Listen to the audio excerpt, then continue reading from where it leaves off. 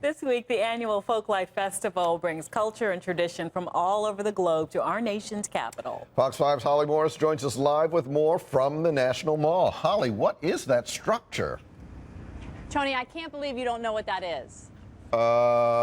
It's obvious, right? I don't know if you're saying anything. Actually, I can't hear you right at the particular moment. I apologize for that. But I will explain to you that that is actually a contemporary sculpture. It's going to be a Hungarian pulley. Now, if you're not familiar with that, it's a shepherd breed. And actually, Mark Zuckerberg, you know, Facebook, he has one of those dogs. They were invited to be a part of the festival. They're a part of the Hungarian Heritage part. Of course, there are 3 areas that they're focusing on. Hungarian Heritage we showed. We talked about Will to Adorn. And lastly, we are going to talk about One World, Many Voices, and that's where Michael Mason comes in. Michael, come on over here. He's the director of the Center for Folklife and Cultural Heritage, and that looks like a dog to you, right? Not quite yet. All right. Very soon. Oh, I was believing. I think it's very cool. This is also very cool. Kind of explain this part of the festival to us. So One World, Many Voices really focuses on the connection between language and knowledge in culture. And around the world, there are about 7,000 languages. And experts believe that in the next 100 years, about half of those languages will go silent. That's amazing.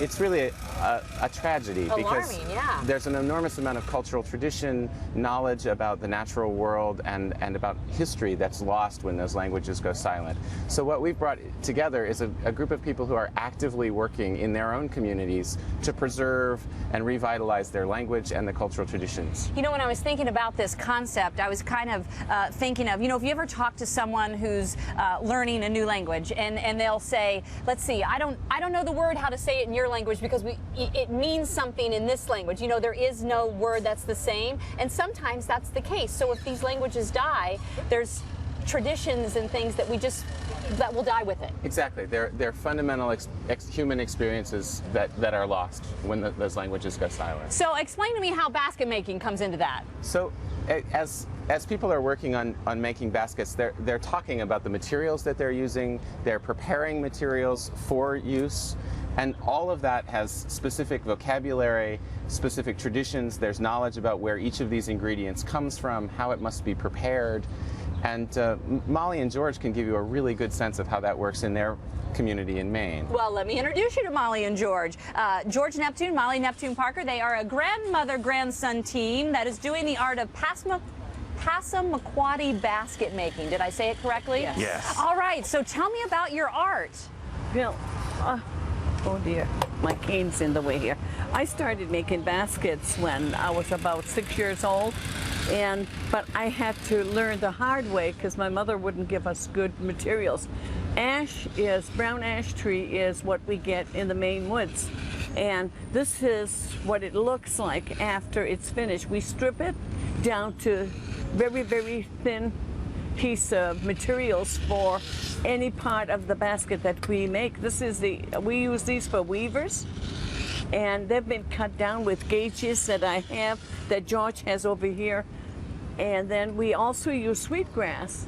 George, as I'm watching you work here, I think I'm most struck by the fact that you're working side by side with your grandmother and you know, you're having a good time and you're continuing on with this amazing tradition. What does this mean to you?